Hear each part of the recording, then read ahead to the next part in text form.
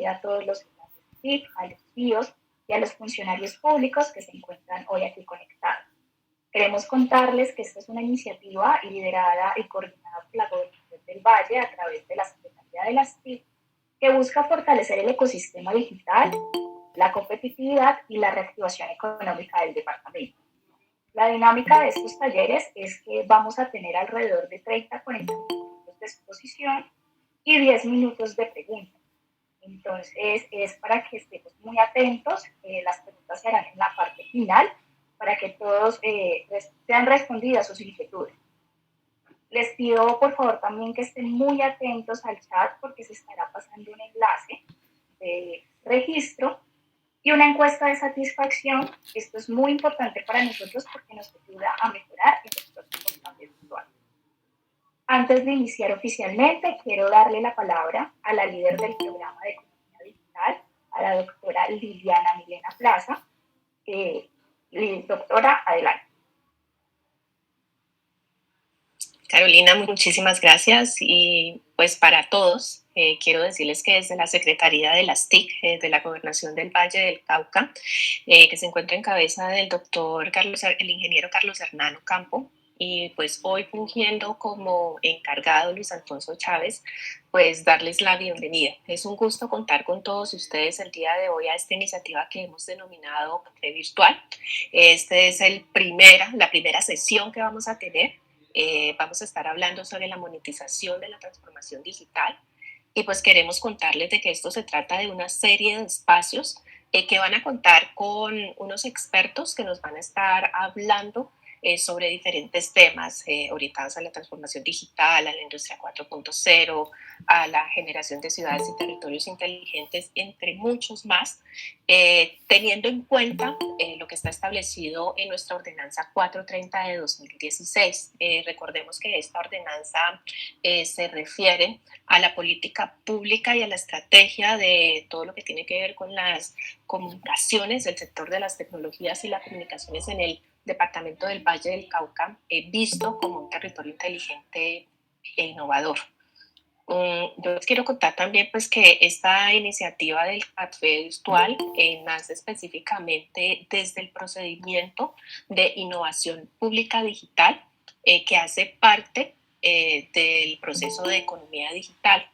Esto, como lo dice pues Carolina, está pensado en impulsar todo lo que tiene que ver con la transferencia de conocimiento, lo que estamos intentando trabajar ahora en reactivación económica y también tener efectos sobre la parte de competitividad. Entonces estamos pensando de que ustedes que están aquí como CEOs de los municipios, como líderes TIC, de cada uno de los municipios, de las entidades descentralizadas, nuestros enlaces TIC y también los diferentes actores pues que puedan contar con diferentes herramientas que permitan empezar a hacer esa orientación del departamento del Valle hacia eso, hacia un territorio inteligente e innovador. Les cuento que también esta iniciativa pues calza, se ajusta perfectamente dentro de la sexta dimensión de el modelo integrado de planeación y gestión, que tiene que ver con la gestión del conocimiento y la innovación. Nosotros acá desde Economía Digital estamos convencidos que dentro del ecosistema de innovación tenemos que contar con actores que asuman ese rol de facilitadores, ¿sí? Esos facilitadores que puedan generar esas condiciones para que cada uno de los actores pues tenga la oportunidad de reflexionar, de decidir y también poder pasar a la acción, ¿sí? Por eso es que todo esto que yo les estoy mencionando es de que pueda parecer muy ambicioso, pero estos espacios los estamos proyectando para que sea el punto de encuentro de todos nosotros como actores del ecosistema para la capacitación, para el empoderamiento y también para que nos genere la oportunidad de intercambiar ideas, de comunicarnos de forma más fácil y, ¿por qué no, también resolver inquietudes, ¿sí? Utilicemos este espacio como un espacio de diálogo, esa es nuestra invitación. Queremos nosotros desde la Secretaría poder generar relaciones de confianza entre todos nosotros y pues también poder compartir una visión en cuanto a esas capacidades colectivas que se necesitan para empezar a realizar la transformación del territorio. Entonces no me quiero extender mucho, pero sí los quiero invitar a que a partir de esta semana ustedes empiecen a dejar un espacio en su agenda para que todos los jueves esto sea nuestro espacio de encuentro y podamos estar participando de esta programación que tenemos ahora hasta el 21 de octubre, pero que va a ser actualizada para poder que sea un espacio provechoso para cada uno de nosotros. Les cuento desde ya que la próxima semana vamos a contar con la participación del experto Guillermo Rocha y nos va a estar dando el tema denominado de la innovación al innovalor. Entonces, para cerrar, les agradezco mucho su presencia el día de hoy y bienvenidos nuevamente. Ahorita le doy la palabra a Carolina, que nos va a explicar y nos va a detallar quién es el invitado del día de hoy. Dar inicio a nuestro primer café, con nosotros tenemos a Juan Carlos Martínez Salcedo. Él es abogado egresado de la Universidad de La Sabana, especialista en Derecho Contractual por la Universidad del Rosario y magíster en Derecho Privado por la Universidad Carlos III de Madrid, España. También es profesor de pregrado y posgrado de Propiedad Intelectual y Derecho de la Competencia de prestigiosas universidades, entre las cuales se destaca la Universidad de los Andes, la Universidad de La Sabana y la Universidad Militar de Nueva Granada. Como lo dijo la doctora Liliana, el taller de hoy tiene por nombre Monetización de la Transformación Digital y el eje principal de este taller es incentivar la reactivación económica mediante los derechos de autor, la protección de la producción intelectual y patentes en software. Básicamente es cómo monetizar y proteger los productos digitales. Damos paso entonces a nuestro ponente, al señor Juan Carlos Martínez Salcedo. Tiene la palabra. Muy buenas tardes a cada uno de ustedes. Un saludo muy especial para todos los asistentes, a quienes nos debemos hoy, ¿no? Pero también un saludo muy especial a la señora gobernadora, doctora Clara Luz Roldán González, quien nos ha extendido esta invitación, y a todo el equipo de la Gobernación del Valle del Cauca por permitirnos llegar desde esta fría Bogotá, una Bogotá lluviosa y oscura que está hoy, a compartir con ustedes esta jornada, ¿no? Este espacio de conversación, porque al final lo que queremos es que esto, o el propósito que yo tengo aquí para hoy con ustedes compartir, es más que cualquier otra cosa una conversación en torno a propiedad intelectual y algunas cuestiones particulares que vamos a encontrarnos en el mercado.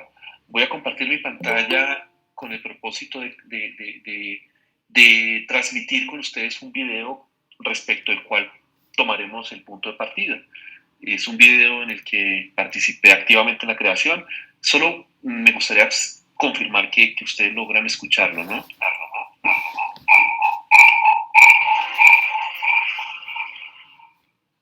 El mundo que conocíamos cambió. El Internet y los entornos digitales llegaron, revolucionaron y se crearon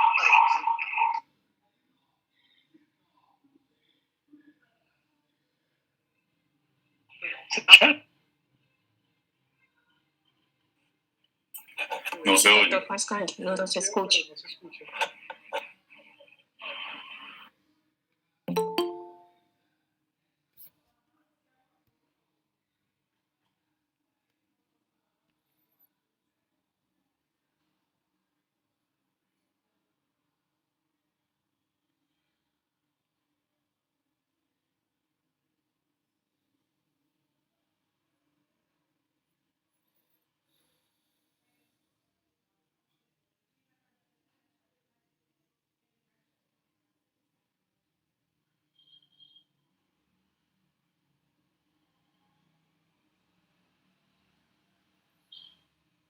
Permítanme, intentamos compartirlo. El interés de poder compartirlo es justamente contextualizar el entorno de esta discusión, ¿no? De un cambio al que hemos asistido casi que imperceptiblemente, pero un cambio que nos permite a nosotros llegar a lugares que muchas cosas en algunos momentos ni siquiera nos habíamos percatado de que estábamos allí o que hacíamos parte del mismo.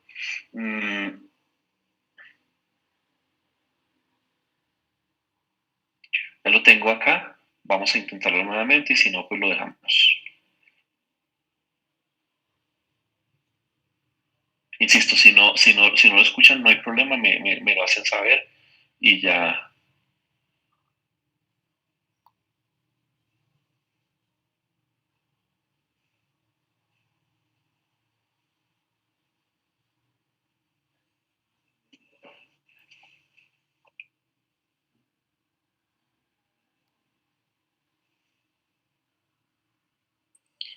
Doctor Juan Carlos, el video no se escucha. Bueno, muy bien. Entonces no vamos a discutir hoy con la tecnología. Creo que el presupuesto es claro, ¿no?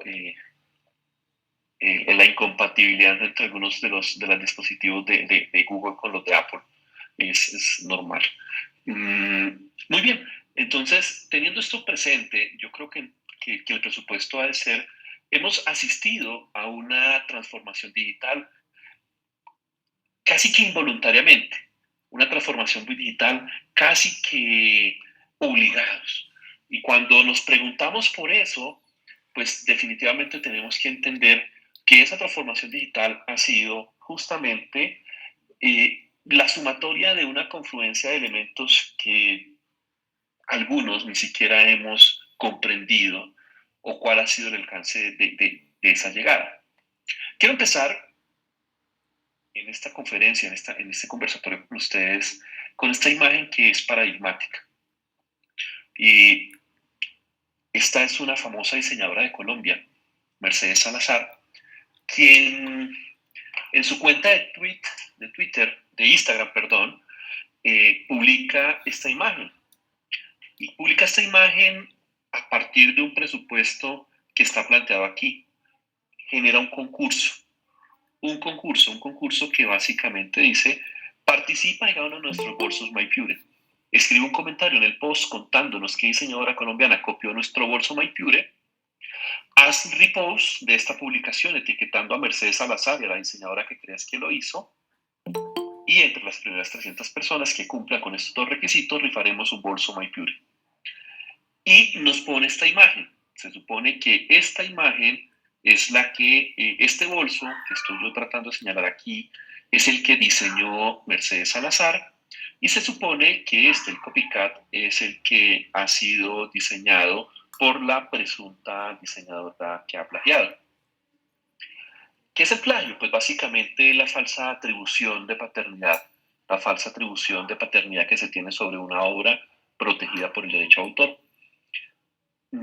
Muchas interacciones vienen, y aquí cuando se capturó esta imagen en Instagram, habría 1550 personas dándole me gusta y a partir de una serie de comentarios. Luego, con tiempo después, dice, ya tenemos un ganador, gracias por participar, apreciamos y respetamos sus comentarios. ¿Cuál es el punto? Que usando redes sociales, un escenario que para muchos sigue siendo desconocido, acudimos a la comercialización de bienes y servicios y además podemos asumir riesgos respecto a los cuales ni siquiera tenemos comprensión de que los hemos asumido. ¿Cuál es el riesgo que ustedes advierten en esta imagen? Si ustedes observan el bolso que está acá y el bolso que está acá, dirán o podrán fácilmente concluir que se trata de dos diseños completamente diferentes. Dos diseños completamente diferentes. Uno que evoca la imagen de una piña, nos dicen, el de Mercedes Salazar, y otro que evoca la imagen de estos nidos que se estructuran por las aves me dicen que me están escuchando entrecortadas.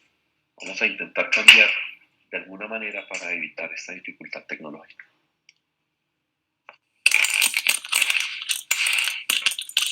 Doctor Juan Carlos, el sonido es perfecto, se escucha bien. Vale, muy bien, pero igual ya cambié los audífonos. Mejor. Pero la conclusión es Entonces se nos sigue en redes sociales para... Entonces tenemos estos dos componentes y al final la conclusión es, miren, generamos un concurso por un presunto plagio respecto del cual ustedes podrán fácilmente advertir que no hay, que no existe. Sin embargo, se puso en tela de juicio la reputación de no solamente de la diseñadora colombiana que desarrolló este bolso, sino posiblemente de muchas otras más a las que quien emite el mensaje puede invitar a sus consumidores a que digan que están cometiendo un acto de plagio. Por ejemplo, no, es que ese bolso tiene pinta de que lo hizo Juan Carlos Martínez, luego él cometió plagio. Y yo no he hecho el bolso, luego yo no he cometido plagio. Y se empieza a generar un movimiento en torno al nombre que si nosotros nos vamos a las normas generales del derecho, dirá, un momento, hubo una afectación a la reputación ajena, es decir, un acto de competencia desleal, hubo una infracción a los derechos de imagen de una persona, es decir, un acto que debe ser sancionable y una compensación requerida, pero además hubo incluso una afectación de la obra frente a su integridad porque se utilizó una imagen de la misma acusándose de plagio sin que lo hubiera, o por lo menos sin que un juez lo hubiera declarado como tal, siendo en Colombia la presunción de inocencia en todos los presupuestos un elemento que solamente puede ser roto a través de la condena de un juez. Mientras tanto, no se puede hablar de que una persona cometió una conducta o no. Y el derecho de autor funciona así. Luego, este es un riesgo que asumió una empresa, que asumió un empresario en el entorno digital y quizá muchas veces ni siquiera tuvo conocimiento de la asunción del mismo riesgo. Este caso es comentado en un artículo de la revista 070 de la Universidad de los Andes para los que quieran indagar cómo se resolvió. Y a la par, también quiero mostrarles este tweet que publicó en su momento Rappi. Todos hoy creo que conocemos a Rappi, el primer unicornio colombiano. Y Rappi, quizá utilizando una estrategia de marketing bastante compleja, nos compartió a todos este tweet que nos llegó como imagen, como burbuja a los teléfonos, en donde se nos anunciaba lo siguiente: la casa se quedó sin papel, pídelo por Rappi y te lo llevamos en minutos. Oh, bella chao, bella chao, bella chao, bella chao. Básicamente, este tweet llegó el día del lanzamiento. Creo que Netflix ponía a disposición de los usuarios de esta plataforma de contenido digital la tercera temporada de La Casa de Papel, y justo ese día pues nos contaba Rappi este anuncio publicitario. Cuando examinamos si este anuncio publicitario es lícito o no, pues evidentemente nosotros estamos ante un escenario en el que desde la perspectiva del derecho a la publicidad podemos hablar de un ambush marketing, un marketing de emboscada, una circunstancia en donde nosotros podemos utilizar un fenómeno que se está generando en el día a día y de alguna manera jugar con la revolución digital que está causando ese fenómeno y vincularnos a él. Casos como los famosos memes, en donde estando estos amparados por una excepción de caricatura, utilizamos estos para promocionar bienes y servicios, asumiendo el riesgo, porque al final, cuando hablamos dentro de las limitaciones y excepciones, nos vamos a plantear justamente eso, que el propósito sea siempre el respeto por la integridad del objeto que se va a promover. Muy bien, y si esto es así, entonces tenemos que preguntarnos qué es la transformación digital. ¿Y por qué es importante hablar de transformación digital en un momento tan coyuntural como el que Colombia vive? Hoy estamos asistiendo, y no como testigos de piedra, sino como con testigos completamente dinámicos, a un cambio de paradigma en el mundo, en el universo. Creo que el COVID-19 viene a potenciar algunas realidades que estaban pasando. El Big Data, la inteligencia artificial, el Internet de las cosas, entre otras cosas, vienen a generar nuevas oportunidades de negocio que surgen gracias a la aparición de tecnologías. Vean ustedes cómo, señores, el mundo cambia con el advenimiento de Internet, pero el cambio que estaba sufriendo el mundo con el advenimiento de Internet era un cambio básicamente lento. Era un cambio en donde invitaba a las empresas a ajustarse a un modelo de negocio, teniendo en cuenta que empezaban a surgir los famosos clientes digitales. Y surge Amazon, surge Mercado Libre y empiezan a nacer otra serie de formas de comercializar. Los usuarios de Internet empiezan a ser nativos. Seguramente algunos de ustedes, yo ya estoy llegando a una edad adulta, pero he sido testigo de esa transformación entre un mundo que desconocía las redes sociales para adaptarme a un mundo en el que las redes sociales generan los grandes movimientos que hemos visto hoy. La circulación de la información sin que la información sea contrastada, es decir, sin que pueda llegar a validar si la información es cierta o no, alcanza una gran velocidad. Usted publica un tweet en este momento y en medio segundo puede que se haya viralizado. Luego, la velocidad de la transmisión de los datos en Internet es inimaginable y eso cambia la perspectiva del mercado. Luego, es necesario que los empresarios vean esa realidad y se preocupen por optimizar los procesos, por mejorar su competitividad y ofrecer un nuevo valor añadido a los clientes. Estamos hablando entonces de encontrar en la realidad las formas de llevar a un mundo en competencia. Esta imagen que están viendo ustedes acá, o esta secuencia de imágenes, básicamente quiere describir eso. Pasamos de un momento en el que las compras se daban a través de la interacción entre un consumidor que se aproximaba a un establecimiento de comercio y requería de algún bien o servicio, y allí básicamente debía ese consumidor someterse a lo que la persona que estuviera en el front desk quisiera poner a disposición suya. La época victoriana de la comercialización. Ustedes han visto Sherlock Holmes y pueden evidenciar cómo allí, por ejemplo, cuando se iba a comprar algo, básicamente quien escogía el producto a colocarse en el mercado era el vendedor, el distribuidor, porque ni siquiera el fabricante. Luego vienen las grandes cadenas y creo que la forma en cómo se comercializan los productos en las grandes superficies es bastante paradigmática. Yo puedo ir escogiendo ante una plataforma en donde encuentro una serie de bienes y servicios, todos satisfaciendo la misma necesidad. Pensemos en cerveza, anaqueles de cerveza, ¿cuántas marcas de cerveza hay? Ya no tenemos la típica Póker, ya no tenemos la típica Costeña, ya no tenemos la típica Club Colombia, sino que esas vienen a unirse con otra serie de marcas, 30, 40 marcas, 20 marcas, que están ahí disponibles para que usted escoja. Pero ¿quieren que les cuente algo? Ese modelo ya es antiguo. Ese modelo ya es antiguo. Es antiguo porque la forma en la que como hoy compramos básicamente responde a una lógica de Internet. Hoy nos encontramos con un teléfono celular que a veces sirve para hacer llamadas, de vez en cuando nos sirve para atender una llamada. Lo demás es la puerta de entrada a un mundo hiperconectado que nos permite entonces interactuar con quien está afuera, ¿no? Y eso ha hecho. Entonces, hoy tenemos en nuestro dispositivo una aplicación que se llama Amazon, otra que se llama Mercado Libre, otra que se llama X y Y.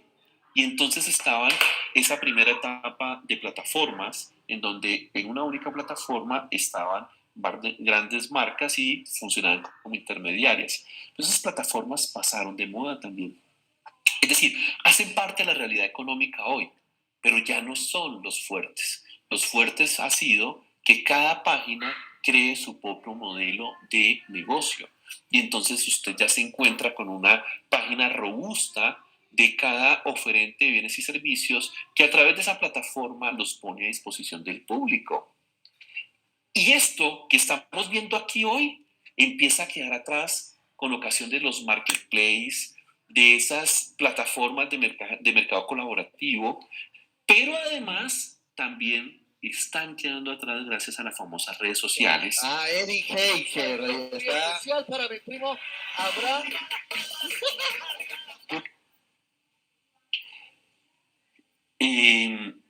Con las redes sociales, ¿no? Y entonces todos tenemos un perfil, conocemos a un amigo que tiene un perfil que tiene esta vocación, ¿no? O en Instagram. Entonces, podemos estar en el timeline de Instagram, por ejemplo, y nos encontramos las fotografías de X persona, de Z persona, y luego nos encontramos con el perfil de una tienda. Aquí me sale The North Face Colombia y me invita a comprar porque están con el 40% de descuento.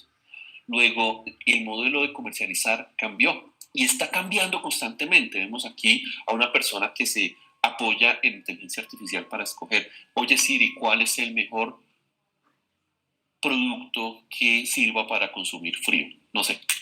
Y Siri le dirá, por favor, compra tal marca. Y estaremos entonces a puertas de conocer ese mundo en donde sean los robots los que vengan a ofrecernos esas prestaciones. Lejos, no sé. No sé qué tan ciencia ficción sea. Hace unos años hablábamos de ciencia ficción y nos encontrábamos con películas como iRobot. Hoy, ¿realmente eso es ciencia ficción?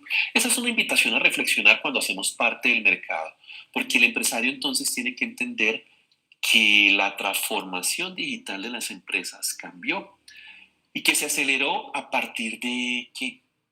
¿De qué estamos acelerados hoy en día? Llevamos casi 2 años en un momento en donde todo el mundo quedó descolocado. ¿Y qué provocó eso? El equipo de tecnología de la información de su empresa, el CEO de la compañía, el CTO de la compañía, ¿no? Todo fue producto de un virus que para enero desconocíamos que iba a llegar a Colombia, que nos cogió a todos tan desprevenidos y que en marzo hizo cerrar prácticamente a todos los países del mundo. En un momento en el que la hiperconectividad era la realidad mundial. En un momento en el que las empresas, quizás sin verlo venir, se enfrentaron a cómo yo llevo los productos y servicios que ofrezco a ese consumidor. Y seguramente todos los que estamos aquí tuvimos que comprar en esa página de internet de esa tienda un producto que me decía la propuesta de valor era que en los 5 días siguientes me lo remitían y pasaron 1 o 2 meses y nunca llegaron. Porque colapsaron las tiendas, colapsaron las plataformas, colapsaron las empresas que se estaban dedicando al retail, pero también al transporte de cosas. Y ese mundo que llegó y se quedó y se instaló, que nosotros quizá no percibimos el momento en el que se instaló, hoy es el que está interactuando cada vez con nosotros. Hoy también ustedes van a revisar los estados de Instagram de sus amigos, de sus colegas, de sus contactos, y después de haber advertido la fotografía del gimnasio, el meme del amigo, la actividad del otro, termina encontrándose con el perfil de algún amigo que está vendiendo algún tipo de producto. Empanadas, hamburguesas, tenis, zapatos, camisas. Hoy pasamos de llevar revistas tipo Avon, tipo Ebel en el bolso para transmitírselo a los amigos vía WhatsApp y pedirle, oye, ¿qué vas a encargar? Entonces, esta realidad económica que nosotros estamos advirtiendo hoy, lo que está permitiendo es que cada empresa se haga esa pregunta, ¿cómo nos estamos transformando y cuál es la estrategia digital que estamos sucediendo? La estrategia digital que pasa por el comercio electrónico, que pasa por buscar las alternativas de interacción con los clientes, por el marketing digital, por la digitalización de procesos, por la ciberseguridad, por la infraestructura tecnológica, por los sistemas los servicios de iCloud Computing, analítica de datos. Aquí está la doctora Sonia, que es experta en estos temas. Pues evidentemente todas estas realidades son las que hoy le quitan el sueño a cualquier emprendedor, a cualquier empresario que quiere competir en un mundo que se tiene que adaptar a el Internet. Luego, eso supone una exigencia de innovación, una exigencia que conlleva a que nos preguntemos por el significado de esta palabra, de esto azulito que se advierte aquí, de ese cambio que introduce novedades, de esa creación o modificación de un producto y su introducción en el mercado para satisfacer de mejor forma esa necesidad que tiene el hombre, el sujeto o con quien éste interactúa. una actividad cuyo resultado es la obtención de nuevos productos o procesos, o mejoras sustancialmente significativas de los ya existentes. Pues al final hemos visto todos pasos de innovación. Si uno se preguntara por el televisor de la época, de aquel que no cabía en la habitación porque tenía un fondo muy ancho, para entender que hoy puedo tener un televisor de 2 metros por 1 metro, no sé cuántas pulgadas será eso, en el que al final ocupa de fondo 1 centímetro. Eso es innovación, es prestar, es mejorar, es aterrizar una idea. Activos intangibles versus derechos de propiedad intelectual. Qué gran pregunta, porque la innovación pasa entonces por eso, por preguntarnos de qué manera yo genero eso. Y lo voy a generar a partir de ese inventario que usted como empresario tiene que hacer. ¿De qué es su ventaja? ¿De qué está ofreciendo? ¿De cuál es su tecnología? ¿Cuál es su software? ¿Cuáles son sus materiales, su base de datos, sus equipos, su know-how, su diseño? Esos son sus activos intangibles. Pero los activos intangibles al final tienen una particularidad que no puedes conocer, que eso lo que genera es el surgimiento de un derecho. Y ese derecho ha venido a ser reconocido en nuestro ordenamiento jurídico y en el mundo como los derechos de propiedad intelectual. Y los derechos de propiedad intelectual son las herramientas jurídicas que adopta el Estado para poder proteger esos activos intangibles, es decir, aquellas herramientas que usted diseñó, que usted creó para poder adaptarse a un mundo cambiante, un mundo tecnológico, y que a la postre necesita para competir mejor. Luego, hoy vamos a hablar de propiedad intelectual, pero una propiedad intelectual que tiene que ser entendida no como un fin, sino una propiedad intelectual que es un medio. ¿Un medio para qué? Para salvaguardar sus activos intangibles y para abrir el camino, ser la ruta para la monetización de sus creaciones, de su tecnología. ¿Para qué quiero un software yo? ¿Quiero un software para administrar mi información, para tomar decisiones? ¿O voy a partir de, por ejemplo, un software propietario, prestar un servicio? Un software as a salesman, as a service, me va a permitir a mí qué hacer.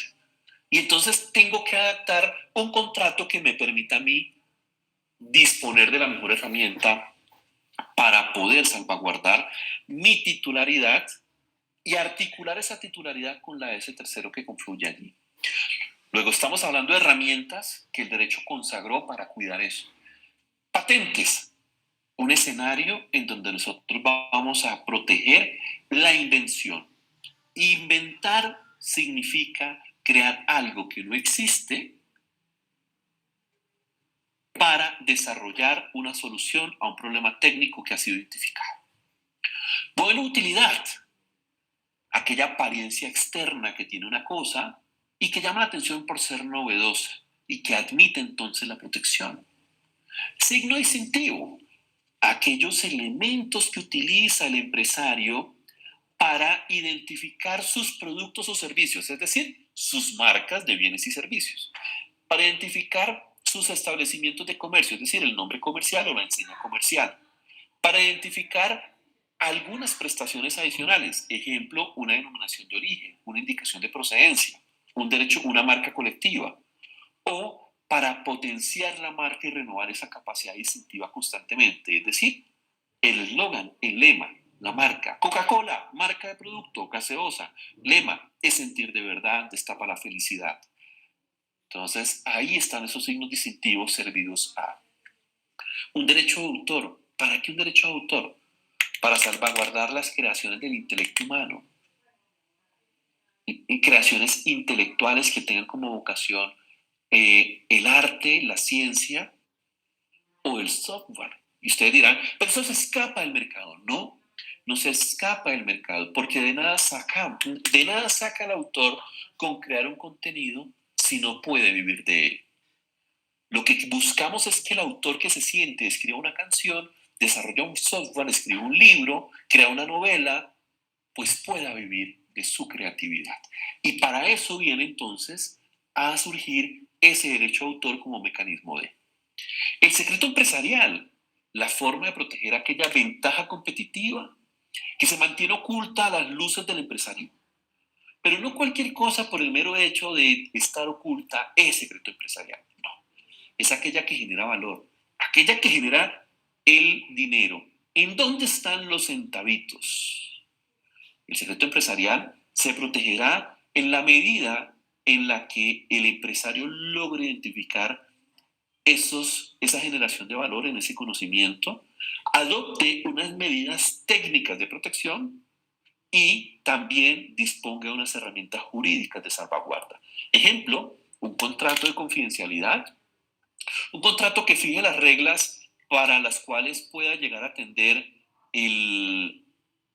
las necesidades del mercado, o también unas medidas técnicas que puedan llegar a solventar esos elementos. Luego, miren, doctores, cómo aquí confluyen diferentes elementos que van a definir qué es un secreto industrial. Bien, tenemos los derechos de los obtentores. Los derechos de los obtentores, ¿qué son? Son esas facultades que surgen respecto de ciertos avances que se incorporan en las variedades vegetales. Es decir, la intervención en las variedades vegetales para hacerlas mucho más resistentes a ciertos elementos. Y por último, los diseños industriales. Quiero hacer un matiz porque acabo de advertir en esta emoción que tenía de un error que cometí. Y es que el modelo de utilidad es aquella invención menor, aquella que es novedosa y que tiene aplicación industrial. El diseño industrial es el que salvaguarda esa apariencia externa, ese carácter ornamental de la creación y que a partir de ahí llama la atención y que en tanto novedosa causa su protección. Este matiz debo hacerlo porque al final cada uno de estos derechos de propiedad intelectual está dirigido a salvaguardar algo en concreto que me va a generar valor y es lo que voy a tener que explotar. ¿Cómo lo reconocemos así? Pues hombre, el derecho en Colombia consagra en el artículo 516 del Código de Comercio que todos estos activos que estamos mencionando acá son justamente eso, los activos intangibles que utiliza el empresario para la generación de valor a través de la explotación de su establecimiento de comercio, de su empresa como actividad económica organizada. Bien, luego, miren que detrás de todo esto está el punto de partida. Y el punto de partida siempre debe ser una idea que debe de ser el origen de ese camino hacia donde vayamos. Y el camino que sigamos puede ser la ruta de la marca, de la patente modelo de utilidad, del diseño industrial, de la variedad vegetal, de la que sea.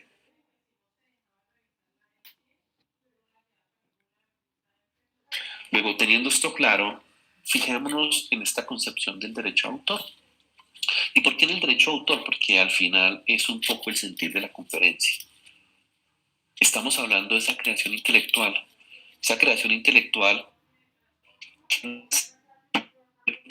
producto como fruto del espíritu humano, lo que se conoce como la originalidad, la traslación del espíritu humano en la obra, eso que hace que el derecho a autor se justifique en tanto derecho humano desde la perspectiva de la Declaración Universal de los Derechos del Hombre, artículo 27, inciso segundo. Y permítanme esta normita porque pues a veces vale la pena resaltar que los derechos de autor son los únicos derechos de propiedad intelectual que tienen esa vocación de derecho humano en tanto se asocian aquí al espíritu humano, a esa inalienabilidad en el momento de la creación. Luego estamos creando a la protección de obras intelectuales que son frutos del espíritu humano y que están determinadas por la originalidad, una originalidad que implica la materialización de una idea. Por eso decimos que no protegemos ideas. Por eso decimos que no protegemos ideas. Decimos que protegemos ideas materializadas. Y no podemos proteger ideas porque al final la idea que es el punto de partida, decíamos. Piensen ustedes, si todos no hemos tenido, los aquí presentes en esta sala, la idea de desarrollar un mecanismo que nos permita la teletransportación. Todos, estoy seguro que todos los que estamos en esta sala en algún momento ha dicho, yo quisiera tener la máquina de teletransportación con tanto trabajo, de pronto antes de la pandemia, porque ahora lo que uno quiere es tener el don de tener varios espectros para en cada pantalla estar conectado de alguna u otra manera. Pero de eso se trata el derecho de autor, ¿no? La materialización de la idea, a partir de ese presupuesto para desarrollarlo, siempre y cuando el desarrollo esté en el ámbito del intelecto, de las artes, del software, ¿no? Estamos hablando de obras intelectuales o artísticas que tengan esa vocación ornamental. Y hablando del derecho a autor, pues entonces tenemos que resaltar que en torno a la obra van a confluir diferentes sujetos. Los autores, que son quienes crean la obra. El autor es la persona física. Nunca un autor puede ser entendido como una persona jurídica. Siempre el autor es una persona física, es una persona de carne y hueso que crea. Un autor no puede ser un animal. Recordarán ustedes, seguramente si han seguido estos temas, la sentencia de Estados Unidos, del Tribunal de Nueva York, de la sentencia del macaco, de si el macaco era o no titular de un derecho de autor que se hizo sobre una que tendría sobre una fotografía que él se hizo, una selfie que se hizo. Entonces, ¿qué dijo el juez? Solamente es autor la persona que crea, la persona física que crea. Pero si el autor es la persona física que crea, el titular es la persona física o jurídica, natural o jurídica, que es en quien se consolidan los derechos patrimoniales de autoría. Luego, no es lo mismo hablar de autor que de titular. El titular es en quien se radican los derechos patrimoniales. El autor es en quien es la persona física que crea, es decir, quien por el mero hecho de la creación se hace propietario de la obra, ¿vale? Y esa obra, por el mero hecho de la creación, se protegerá. En Colombia, y esto quiero yo reiterarlo para que no vaya a generar dudas, en Colombia se es autor de una obra por el mero hecho de crearlo. Luego usted seguramente preguntará, ¿y yo debo entonces ir a la Dirección Nacional de Derecho de Autor a registrar mi obra? La respuesta es sí, pero no para que diga que usted es el titular de la obra, porque usted es el autor por el mero hecho de haberla creado y por ende el titular original.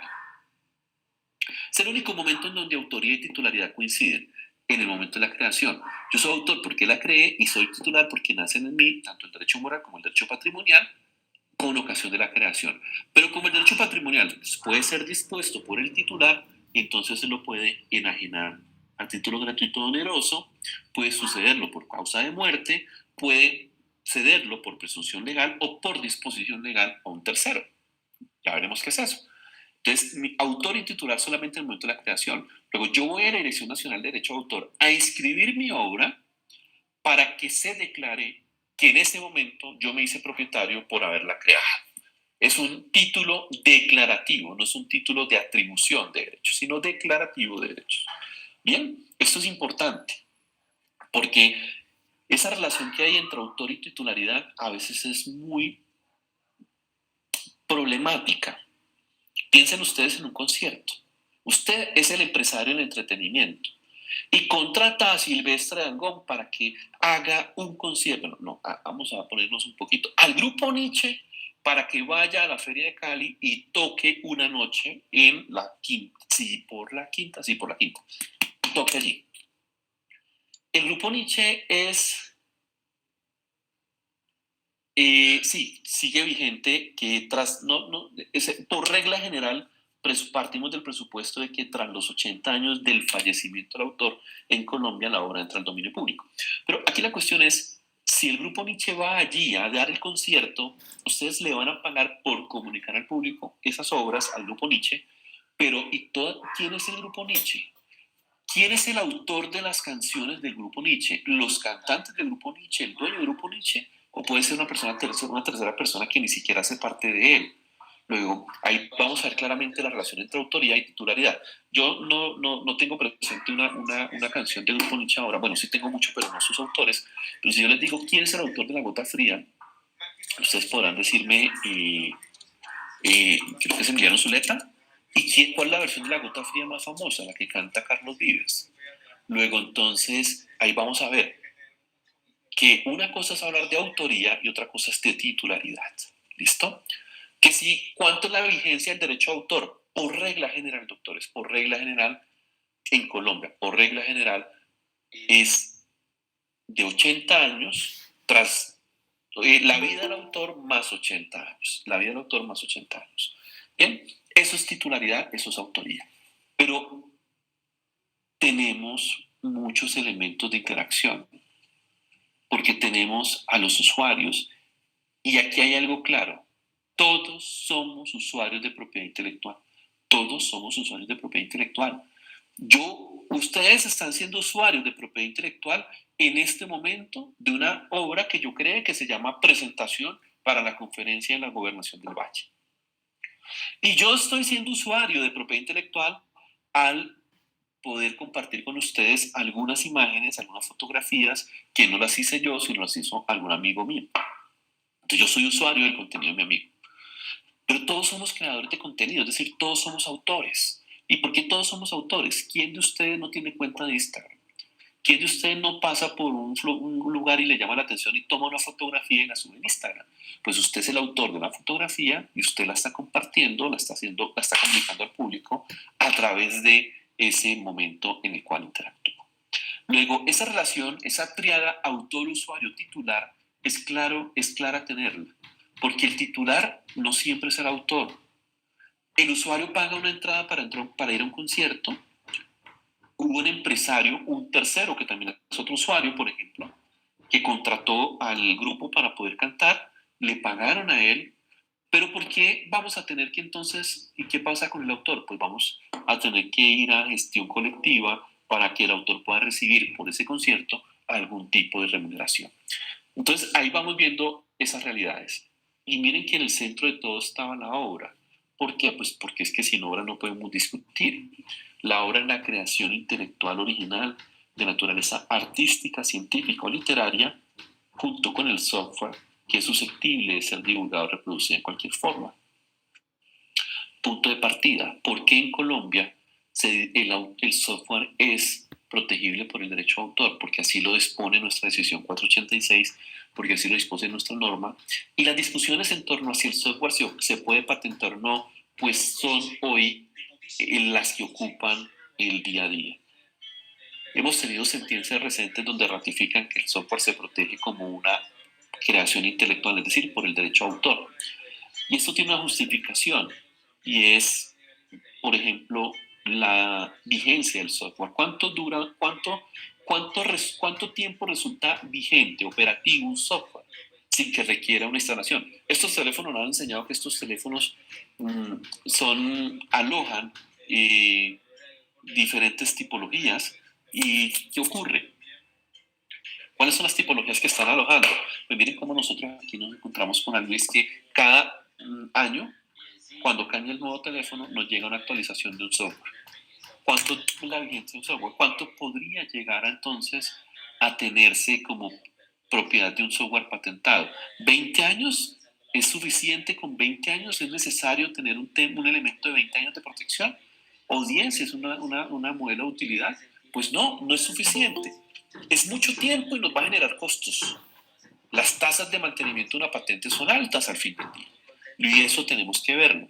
Luego, por eso se dispuso, por un tema económico, un tema pragmático, que la protección fuera la del derecho a autor.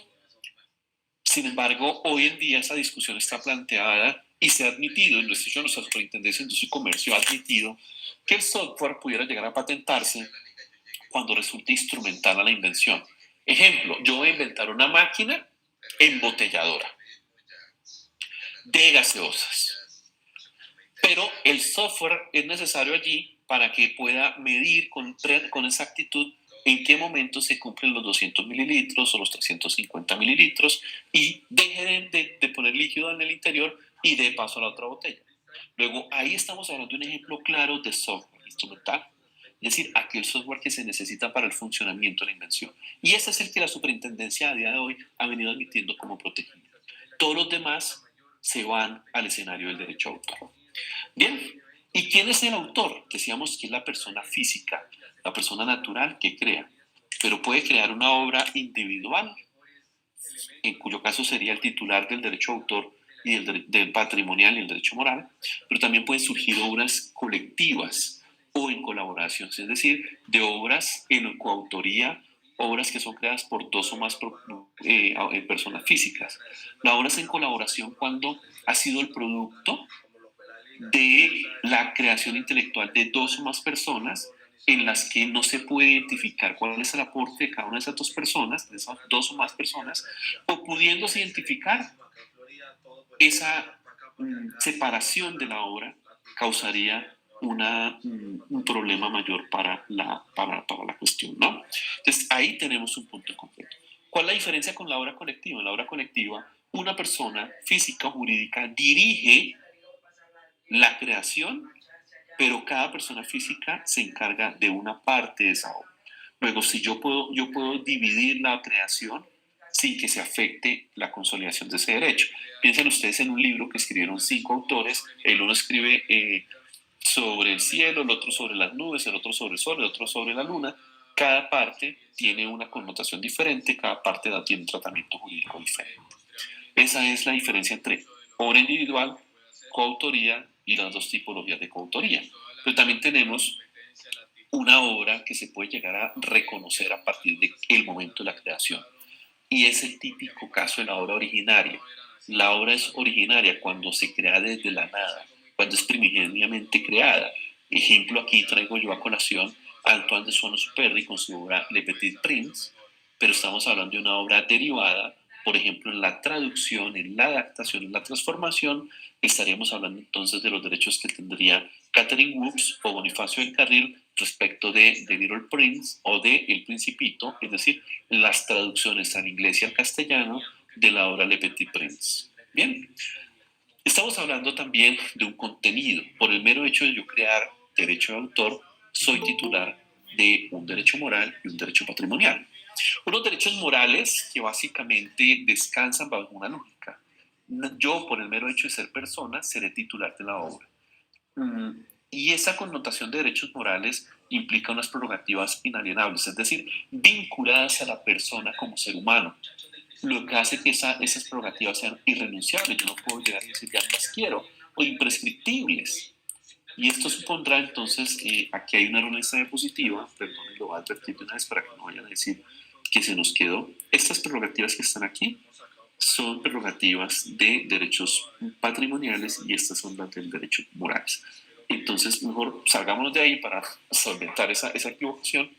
Derechos morales, inalienables, inembargables, irrenunciables, perpetuos, no son en modo absoluto. Ningún derecho es absoluto, ni siquiera la vida. Esto nos han enseñado hoy en día en las facultades de Derecho. Y entendemos aquí el derecho de paternidad, es decir, el derecho de que todo el mundo sepa que yo soy el que creó la obra. El derecho de divulgación o ineditud, es decir, la posibilidad que yo tengo de decidir si hago la obra pública o si la mantengo en el foro privado.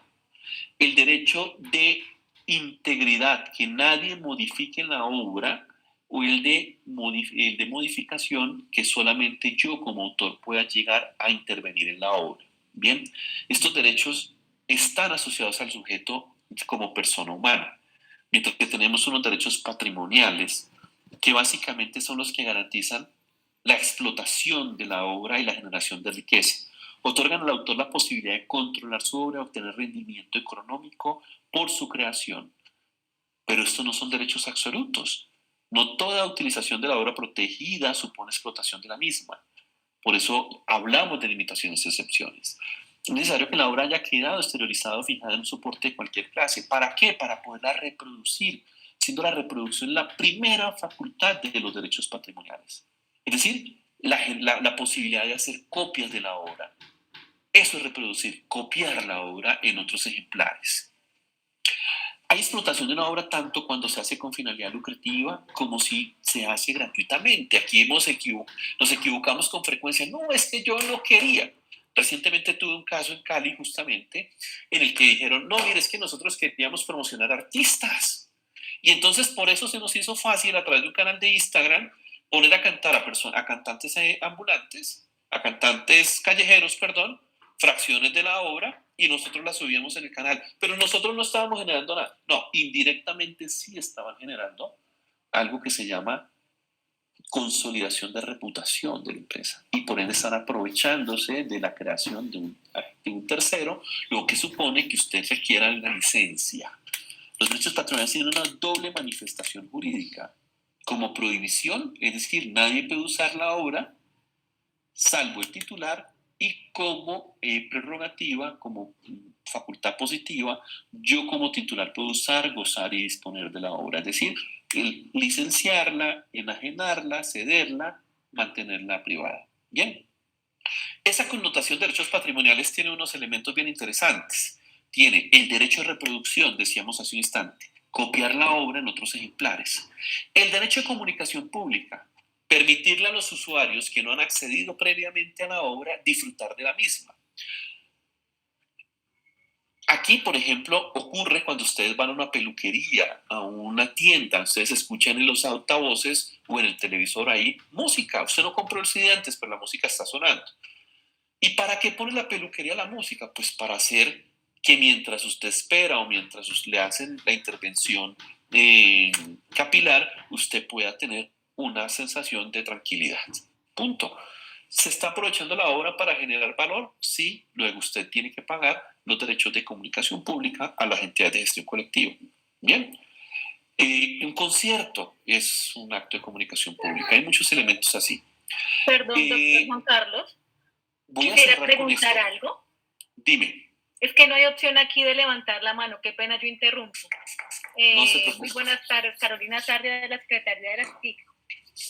Sí. Frente a lo que usted estaba diciendo de las personas que posiblemente entonces graban y suben a su Facebook a las personas que están cantando en las calles y le quieren promocionar, entonces eso no es debido. Voy a hacer un matiz bien interesante, porque es que el propósito aquí, todo esto lo tenemos que medir, o sea, objetivamente hablando es, si usted no es el titular del derecho que tiene sobre la obra, usted no puede grabar, lo que significa reproducir algo y subirlo a Facebook, ¿qué significa? O distribuirlo o comunicarlo públicamente. Luego, para hacer eso, usted tendría que tener una licencia, ¿cierto? ¿Qué ocurre? Nosotros en el derecho de autor nos encontramos con algo que se llaman las limitaciones y excepciones. Y dentro de las limitaciones y excepciones estamos hablando de los famosos usos honrados. ¿Por qué es válido que yo haga ciertas utilizaciones de ciertas obras en ciertos escenarios? ¿Por qué cuando yo voy a Nueva York y me tomo una foto con el toro de Wall Street, siendo esta una obra protegida por el derecho de autor, no infringo el derecho de nadie? ¿Por qué estamos dentro de la limitación y excepción denominada obras expuestas permanentemente al público? Porque cuando yo utilizo un meme y lo circulo, no estoy haciendo una infracción en principio, pues porque usted está utilizando la obra dentro de un escenario que se llama limitación excepción de caricatura o parodia. Porque cuando yo, siendo un cantante amateur, puedo llegar a empezar a cantar la canción y eso en principio no está mal, no hay una infracción allí, estamos dentro de una limitación, uso privado, pero objetivamente hablando, cuando usted llega y entonces usted es una empresa y se voy a sacar una campaña en donde vamos a probar a promocionar los artistas callejeros, lo pongo a que cante una canción, la subo a mi Insta y digo, yo soy una empresa que apoyo al artista callejero para que salga y cambie su paradigma. Claro, está muy bien que usted haga eso, es decir, como labor social se justifica y está muy bien, pero es que su derecho no puede estar nunca por encima de los demás. Y hay un derecho de alguien más que está allí, y es el derecho del titular de la obra. Y hay que preguntarnos si esa obra se podía o no usar bajo esta prerrogativa. Porque es que estamos hablando de propiedad intelectual. Intelectual sí, pero propiedad al fin y al cabo. ¿Listo? Y cuando hablamos de propiedad al fin y al cabo, estamos diciendo un derecho exclusivo, como el que usted tiene sobre su carro. A propósito de su pregunta, Carolina, me acuerdo que en algún momento me llaman de la Secretaría de Salud de Bogotá y me dicen, doctor, ¿usted qué opina de este anuncio que queremos hacer para promocionar la vacunación contra el COVID? Yo creo que ustedes lo vieron. Cuando yo le dije a la persona que me preguntaba, hay una infracción de derechos de autor allí. ¿Por qué? Porque replicaron el tablero del monstruo come galletas y replicaron el juego. Al final había una persona que no se vacunaba sea, que no pasaba comiendo vacunas y se encontraba con el COVID y moría. Entonces, ese era el esquema del, pero con el cosito, yo le dije, pilas, hay una infracción al derecho de autor. Pero cuando yo dije esto, le dije, revisen estos elementos adicionales. Cuando yo dije eso, ya la imagen, el video se había viralizado. Todos lo intentaron bajar, pero ya habían personas que lo tenían y que lo estaban circulando. A veces olvidamos que el propósito con el cual perseguimos la utilización de la obra protegida no justifica normalmente la utilización indebida. Es decir, hay un derecho de exclusiva, tenemos una limitación de excepción. Si el derecho de exclusiva no se encaja con la limitación y excepción, su utilización es una infracción y debe entonces o buscar la licencia o generar una indemnización posterior cuando se le reclame. Ahora, hay una realidad aquí y es que muchos autores no quieren indemnizaciones. Muchos autores quieren viralizarse en redes sociales. No sé si con eso respondo, pero al final, Carolina, tengan mucho cuidado, porque lo que estamos viendo es que cuando nos encontramos con contenidos protegidos por el derecho de autor en redes sociales, cuando nos encontramos con contenidos en Internet, normalmente estos contenidos tienen titularidad de derecho de autor. El hecho de que usted vea una foto y no tenga ningún signo, ¿qué es lo que tiene que interpretarse? Que está protegido por el derecho de autor de alguien más a quien desconocemos. ¿Listo? Hay unas imágenes que ustedes encuentran de internet que tienen la famosa Creative Commons, la licencia Creative Commons. Pues esa licencia Creative Commons te da seguridad en el uso porque te dicen cómo usarlo y usarla bien. Pero si no te dice nada, tienes que dudar. No es que no sea de nadie, todo lo contrario, es de alguien que seguramente pues, está pendiente de si se usa una utilización infractora y se genera aquí. Hubo un caso muy importante aquí con un fotógrafo, a propósito que veo la imagen chiquitica de Andrés Felipe, de un fotógrafo que se fue a las Islas del Rosario, hizo una serie de fotografías y un día, de buenas a primeras, se encontró que el perfil de un gran reinado de belleza, que no voy a decir su nombre, que ustedes han ganado varias veces, estaba utilizando las fotografías de este fotógrafo para promocionar el famoso mini nombre de revista. Infracción, claro. Pero es que nosotros estamos promocionando Islas del Rosario. Sí, pero usted debió pedir licencia.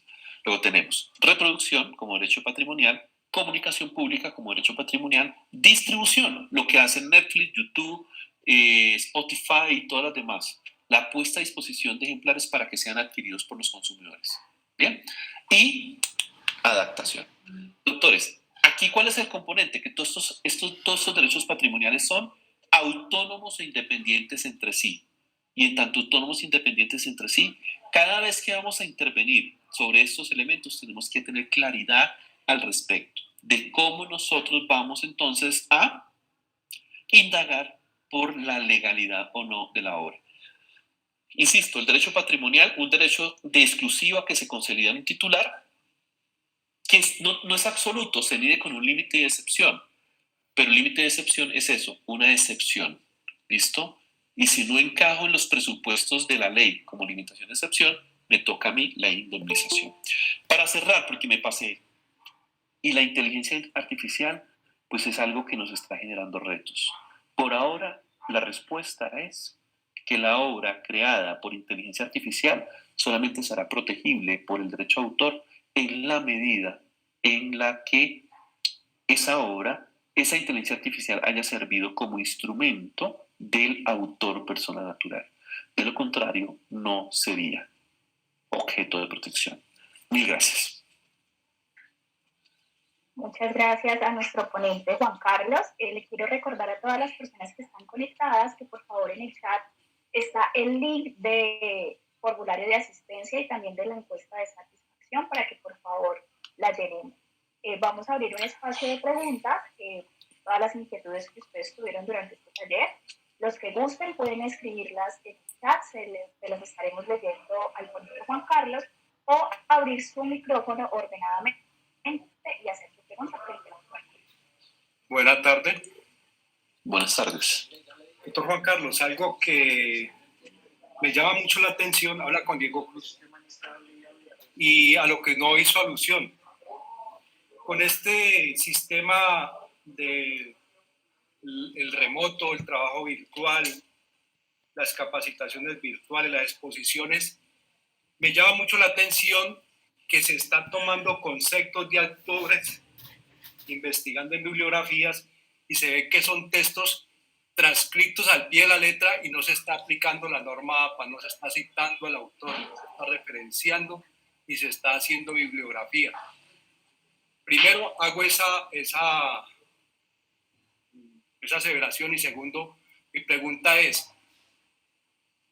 allí se estaría haciendo un plagio al no citar, al no nombrar la fuente respecto a lo que yo estoy transmitiendo, en el sentido de que son informaciones científicas o información que ha sido investigada por alguien, y uno percibe que está siendo reproducida al pie de la letra, está casi que un copiar-pegar. Y sí, a través de medios masivos, está llegando a muchas personas. He visto solo en la función pública, vi un conferencista que de manera verbal y por escrito en diapositivas la estaba citando y decía la fecha, el año, la página donde estaba citando, pero en la mayoría de los casos no se ve. Lo están haciendo conferencistas a nivel empresarial, a nivel de todo lado. Entonces, quería preguntarle sobre eso. Me llama mucho la atención de que no hizo referencia a los derechos de autor en la parte científica o de investigación. Claramente, la respuesta tiene que ser sí. La respuesta tiene que ser sí en principio, ¿no? Porque en principio, por ejemplo,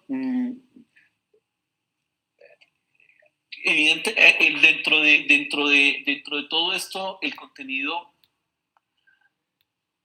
de los contenidos que se utilizan para la construcción de presentaciones. Es decir, si yo decía, yo soy el dueño de ustedes están siendo usuarios, dije en algún momento, de contenidos de propiedad intelectual porque yo creé esta presentación y la creé con el propósito de.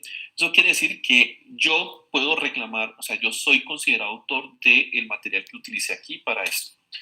Pero es posible que dentro de la construcción de la diapositiva haya utilizado, por ejemplo, en la definición de obra, hay una definición, en efecto hay una definición. ¿Y de dónde proviene la definición? Yo me senté, la escribí a partir de cuántos libros de derecho de autor me he podido leer yo en torno a la definición de, no sé, 100, donde todos empiezan el derecho de autor es la creación intelectual, o sea, porque al final son lugares comunes. Yo creo que aquí mi respuesta debe ser un sí, pero un sí condicionado a qué. Porque también es cierto que tenemos una serie de limitaciones y excepciones que pueden llegar a justificarnos. Ahora bien, primer elemento. Segundo elemento, en efecto, ¿qué es el plagio? El plagio es la falsa atribución. El plagio es la falsa atribución. ¿Qué significa falsa atribución? Que yo presento ideas como si fueran propias y las circulo. Y por eso se justifican, por eso existen los sistemas de citación. Un sistema de citación no es una cosa diferente a decir, oiga, mire,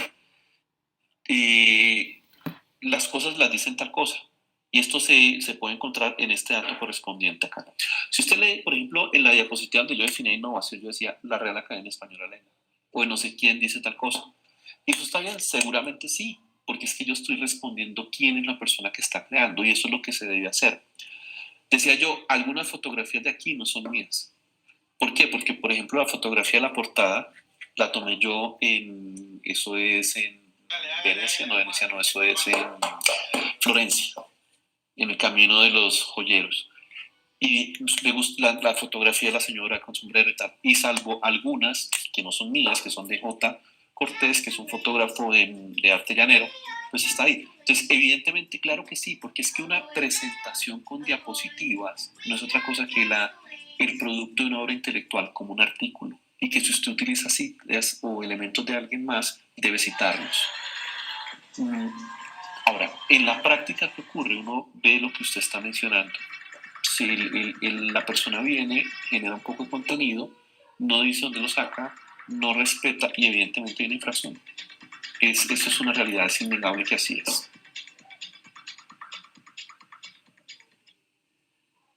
El video, por ejemplo, que les proyecté cuando se lo fui a proyectar, le dije, voy a proyectar un video en el que yo participé activamente en la creación. Todo el script es mío. Al final salen los créditos. Claro, yo no hago video, yo no hago imagen, no hago fotografía, pero en efecto, así es. ¿Alguien más tiene alguna pregunta que quisiera hacerle a nuestro ponente? Sí, tengo una pregunta. Buenas tardes, Natalia Espinosa, del Laboratorio de Salud Pública del Valle del Cauca. Natalia, ¿cómo estás? Bonita la marca. No, pues autoría propia. Precisamente la preguntaba en relación con este tema, pues en mi vida laboral, tanto en el sector privado como en el público, pues nada, siempre he estado sujeta a diseñar algunos programas de calidad y algunos temas. En el sector privado he firmado solo en una oportunidad un contrato donde todo este tema de derecho de autor pues es, digamos, expuesto y donde hay claridad de que todo lo que uno haga pues tiene que ser en torno pues a esa firma o ya contratante. Pero en el sector público uno desarrolla permanentemente muchos temas, cierta autoría propia, que no están lineados dentro de las funciones y pues digamos no comprendo pues cómo sería ese manejo aquí. De pronto el doctor González me pudiera ilustrar un poco sobre Tu pregunta es absolutamente importante. Tu pregunta es absolutamente importante por una cosa, y es que tú dices, no, yo tengo claridad, y no. Hay un artículo, creo que es el artículo 92 de la ley 23 de 1982, que dice que por disposición legal, todas las creaciones, escúchame bien, por disposición legal, dice el artículo 23, dice, o sea, sí, cuando yo decía, el autor puede ceder los derechos al titular por un contrato, por causa de muerte, por presunción o por disposición legal. Ahí, yo me acuerdo que lo mencioné, lo que pasa es que en media hora no podía extenderme tanto, pero tu pregunta es súper importante porque me permite aclarar eso. La ley 23 de 1982 tiene justamente en ese artículo 92 es el único caso en donde hay una disposición legal específica de cesión de derechos de autor. Y ahí ese artículo nos dice expresamente que las creaciones intelectuales que hayan sido realizadas en ejecución de las funciones constitucionales o legales se entenderán que le pertenecen a la entidad pública para la cual se esté prestando. Perdón, 91, me equivoqué, el artículo 91. Los derechos de autor sobre las obras creadas por empleados o funcionarios públicos en cumplimiento de las obligaciones constitucionales y legales de su cargo serán de propiedad de la entidad pública correspondiente. Única excepción, se exceptúan de estas disposiciones las lecciones y conferencias de los profesores. Entonces miren cómo aquí sí el legislador fue claro y dijo, todo lo que crea un funcionario público es del Estado, de la entidad estatal, pues. Entonces, eso da claridad. Cuando estamos en el sector privado es donde se generan los problemas. ¿Por qué? Porque hablamos de cesión y la cesión es contractual. Entonces yo dispuse de un contrato de cesión por acto entre vivos, es contractual. ¿Listo? O por un testamento, por causa de muerte. Acto entre vivos, causa de muerte. Pero esa cesión por acto entre vivos pues implicará la existencia de un contrato entre dos en donde el autor le transfiere al titular los derechos de autor. Y yo decía también unas presunciones, porque es muchos escenarios en los que no se dijo nada en la relación contractual si se cedía o no. Y entonces uno dirá, podemos presumir que hay una cesión de derechos de propiedad intelectual si el contrato consta por escrito y está asociado directamente con la labor de la creación. Si es un contrato de prestación de servicios que no dice a quién le pertenece la obra, pero el objeto es crear un manual de manejo de residuos sólidos para la entidad tal, para el laboratorio de SUNAME, entonces yo puedo decir, si el laboratorio es una persona de derecho privado y el que lo va a crear es una persona de derecho privado y no hay una cláusula de cesión, pero el objeto es la cesión y está por escrito, se puede presumir la cesión. O está en el contrato, yo te voy a contratar laboralmente para que crees estos materiales, entonces ahí hay claridad. Sin embargo, es ahí donde vienen las dudas, porque ¿qué pasa cuando no está directamente relacionado a la labor encargada con la actitud, con el desarrollo creativo, ¿no? Ahí hay una dificultad mayor. De acuerdo, doctor, entendido. Y pues quisiera también, para finalizar, en este caso, por ejemplo, todo el tema de asistencia técnica que nosotros realizamos, pues elaboramos unas presentaciones como, por ejemplo, la que nos acabó de hacer. Y en ese contexto uno también podría pues incurrir en colocar imágenes y utilizar algunos elementos que tengan derecho de autor. Entonces, ¿quién incurriría como en esa falta? ¿La entidad, uno como funcionario público, o cómo sería ese tema? Lo que pasa es que ahí hay un tema bien interesante, es que al final el infractor es la persona física, pero si usted está representando a alguien más, pues evidentemente ese alguien más puede llegar a generarle algún tipo de dificultad. Porque cuando usted es un empleado, las reglas de responsabilidad civil dirán que la persona jurídica, es decir, el empleador es responsable por los hechos de sus empleados, una responsabilidad pues que al final demarca justamente eso, porque usted está actuando a nombre y por cuenta de su empresa, ¿no?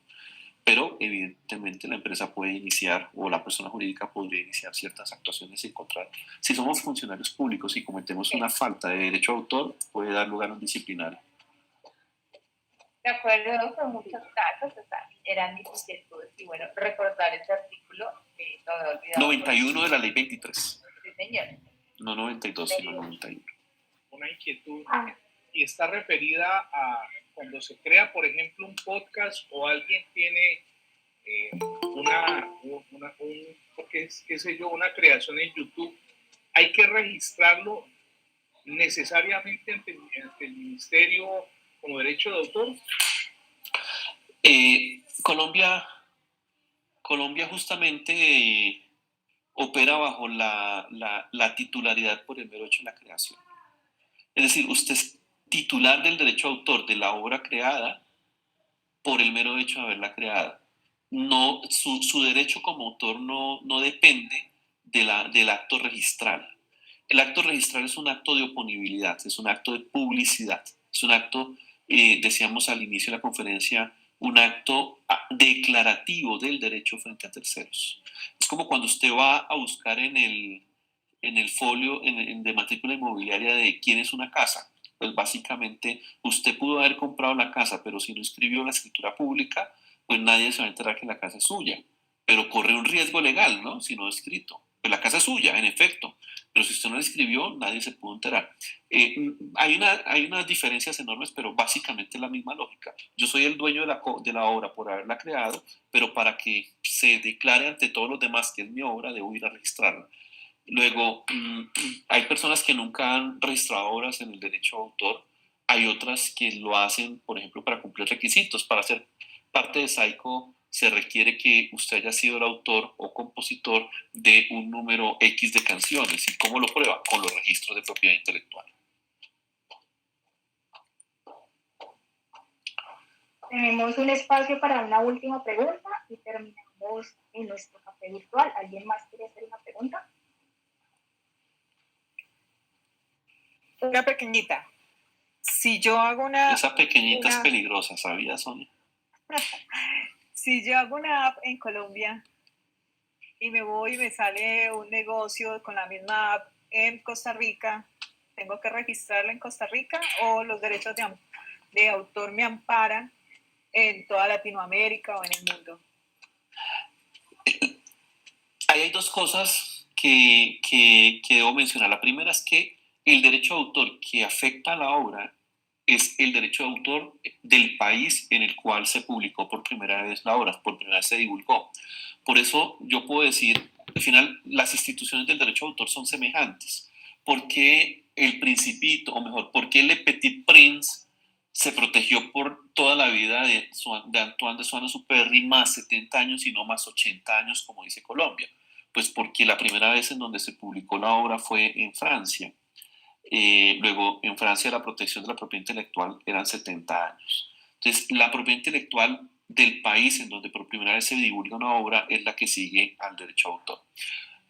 La segunda parte de la respuesta es, depende del país también en donde nosotros vayamos a celebrar esos negocios. Por ejemplo, Argentina. Argentina tiene un régimen diferente. En Argentina, Néstor, creo que me hacía la pregunta, si yo hago un podcast, ¿debo registrarlo para que yo sea el titular del derecho? En Colombia no. Pero en Argentina sí, pero en Argentina hay un doble régimen.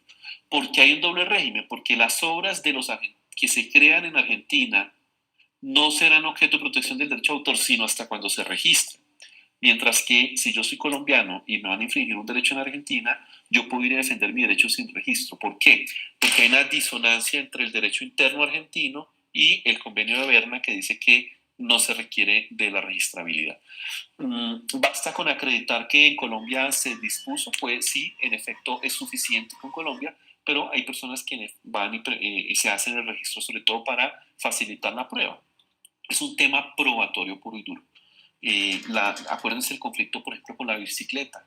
La bicicleta, canción de Shakira, y Carlos Vives, pues, y se demandan en España por una presunta infracción de un autor que había publicado una obra por primera vez en la República Dominicana. O sea, lleva el conflicto porque era el domicilio de él en su momento. Se va, claro, al final deciden no hay infracción, porque yo te quiero mucho no daba lugar a una infracción de derecho de autor. Pero es un poco eso, la internación. El derecho de autor es un derecho nacional que tiene equivalencias a partir de la armonización en el mundo. Dependerá mucho del país en el cual se quieran hacer valer, pero normalmente si hacemos parte del convenio de Berna tenemos unos recíprocos que hemos ido adquiriendo. Bueno, con esto damos por finalizado nuestro café. A nuestro ponente Juan Carlos, muchísimas gracias por estar acá, por ese taller tan interesante. A todas las personas que asistieron también, muchísimas gracias. Por los que de pronto no han diligenciado el formulario de asistencia, los invito a que lo hagan. Recuerden que esta es una iniciativa de la Gobernación de Valle a través de la Secretaría de las TIC y se estará realizando todos los jueves del mes de octubre a las 4 de la tarde. Que tengan una feliz tarde, muchas gracias por asistir. No sé si Juan Carlos quiere dar unas palabras de despedida. No, yo quizá lo único que podría agregar es 30 minutos, 45 minutos para hablar de lo que se planteó. Es muy corto, sobre esto hay mucho por decir y por eso creo que hice mención de algunas cosas, faltan muchas otras más, por lo menos me interesa que queden con esas inquietudes y puedan indagar sobre esto. Y ténganlo siempre presente porque la asunción de un riesgo por desconocimiento a veces es bastante complejo, porque ni siquiera se sabe cuánto es el valor del riesgo asumido, ¿no? Así que es mi comentario de despedida. Muchas gracias a todos por la invitación. Un saludo a la gobernadora y a todo el equipo de la Gobernación del Valle. Que estén muy bien, hasta luego. Doctor Juan Carlos, muchísimas gracias y gracias a todos los asistentes. Muchas gracias. Que tengan una feliz tarde. Muchas gracias. Muchas gracias. Muchas gracias. Muchas gracias.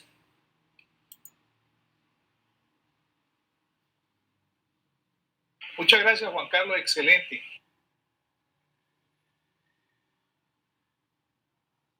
La próxima reunión, caballeros, es el acompañante para el próximo jueves.